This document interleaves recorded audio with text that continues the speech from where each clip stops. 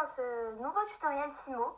Donc voilà, je pensais vraiment faire le tuto du cupcake, donc un peu un cupcake gourmand, etc. Mais finalement, je me suis dit que ça pourrait peut-être vous intéresser que je vous fasse un tuto du 1er avril, étant donné que je n'avais pas fait de tuto pour Pâques. Voilà, j'ai vraiment pas eu le temps et je m'en excuse. Donc du coup, j'avais décidé de vous faire un tuto pour le 1er avril.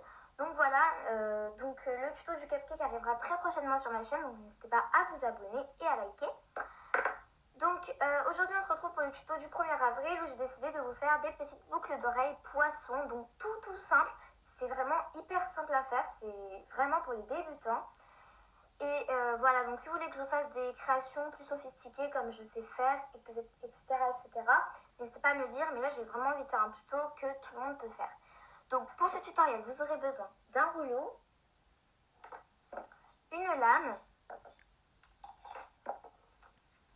un outil comme ceci et un cure-dent. Donc voilà le matériel qui est très simple. Ensuite, vous aurez besoin d'une feuille et d'un ciseau. Donc voilà, n'importe lequel. Hein. Et la feuille, c'est pas obligé que ce soit un grand bout. Hein. Moi, j'en ai pris un petit bout et ça suffit largement. Vous aurez aussi besoin d'un crayon de papier, d'un stylo, d'un feutre. Donc moi, j'ai pris les petits feutres comme ça, tout simple.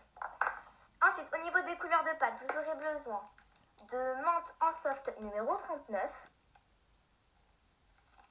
de noir en soft numéro 9, pardon, excusez-moi, et de blanc en soft numéro 0. Donc vous allez venir commencer par prendre votre feuille de papier et votre ciseau et vous allez venir faire un petit patron. Donc un patron en forme de poisson, bien évidemment. Ensuite, vous allez venir prendre donc une petite boule de pâte Fimo menthe, donc numéro 39 en soft, donc comme ceci, que vous allez venir donc avec votre rouleau étaler petit à petit. Donc il ne faut pas faire une épaisseur trop fine, voilà, il faut que les boucles d'oreilles soient assez solides. Donc après c'est vous qui voyez. Hein. Donc voilà, et comme vous voyez l'épaisseur donc est comme ceci. Donc j'ai décidé de ne pas faire trop fin non plus. Voilà, je pense que c'est vraiment une épaisseur convenable. Parce que si vous faites trop fin, elle risque de se casser. Ensuite, vous allez venir prendre votre patron. Et donc vous allez venir le placer sur la boule. Donc moi je vais venir l'étaler encore un tout petit peu du coup parce que ça rentre pas. Donc moi j'ai décidé de faire une paire de boucles d'oreilles. Mais après vous faites ce que vous voulez. Et donc avec votre patron, vous allez venir découper à l'intérieur pour former donc le poisson. Donc là, je vais vous montrer un peu comment je vais venir placer cela. Donc voilà, je viens placer ça donc au bord pour que j'ai la place de faire le deuxième. Et ensuite, avec ma lame, donc si possible flexible, je viens donc tout découper. Donc voilà, une fois découpé, ce que ça donne, et bien sûr, on va venir adoucir les bords. Mais avant, on va venir répéter l'étape. Donc si vous voulez faire une paire de boucles d'oreilles, sinon, bah voilà, vous n'avez pas à répéter l'étape. Donc voilà, j'ai mes deux petits poissons et ensuite avec mes doigts, je vais venir adoucir tous les bords pour ne pas leur donner un air vraiment trop découpé parce que sinon ça fait pas très joli comme vous le voyez. Donc en fait, je vais venir abaisser tous les bords et retirer donc toutes les marques de découpage. Donc voilà, je viens adoucir.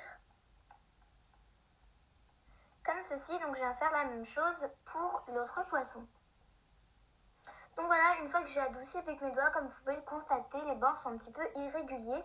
Du coup, je vais venir avec un outil comme ceci, donc bien tout reformer. Et je vous retrouve juste après.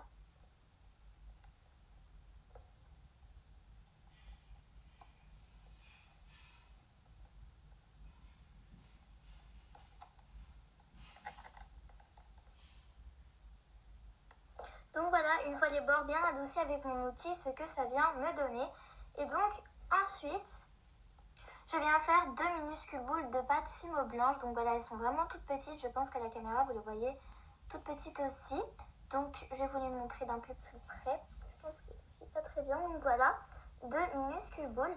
Et donc je viens faire la même chose avec du noir, mais en plus gros. Donc voilà, et ensuite je viens aplatir donc toutes mes boules. Donc comme ceci. Donc j'en fais deux. Une pour chaque poisson, donc je vais vous montrer pourquoi après, étant donné que le poisson est de profil. Donc il faut faire attention à ne pas trop aplatir les boules blanches avec les doigts qu'on a utilisés pour les boules noires, parce que sinon ça va détendre un peu de noir sur les boules blanches. Donc voilà, avec mon outil, je viens rétrécir légèrement les boules blanches. Donc après, ça c'est facultatif. Mais j'ai trouvé un tout petit peu trop grosse.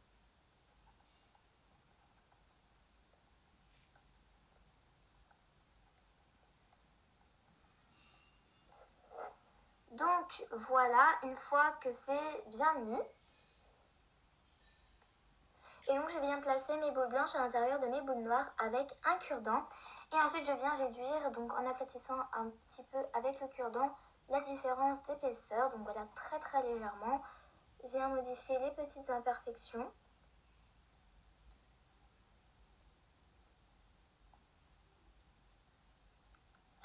Donc voilà, et une fois que c'est fait, je vais venir les placer sur les poissons. Donc voilà le résultat pour le premier poisson. Donc, je vais vous montrer à l'endroit donc ce que cela donne. Et je viens faire le deuxième. Et donc voilà ce que ça me donne une fois terminé. Et ensuite je vais venir faire un petit trou à l'intérieur, donc ou un cloy, mais moi je vous conseille un trou. Donc pour mettre tout simplement un anneau après la cuisson. Donc là il s'est légèrement fissuré. Donc voilà, une fois les petits trous terminés, donc vous pourrez y passer un anneau après la cuisson. Donc j'espère vraiment que ce tutoriel Fimo vous aura plu, qu'il vous aura aidé à réaliser ce tutoriel. En tout cas, moi j'aime beaucoup le résultat. Donc en boucle d'oreille pour le 1er avril, je trouve ça super joli. Je pense qu'il faut les porter avec les cheveux détachés parce que, étant donné qu'elles sont assez grosses, je pense que ce serait un peu trop voyant.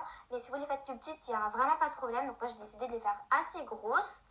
Donc voilà, j'espère vraiment que ça vous aura plu et je vous dis à toutes pour un nouveau tuto. Bye!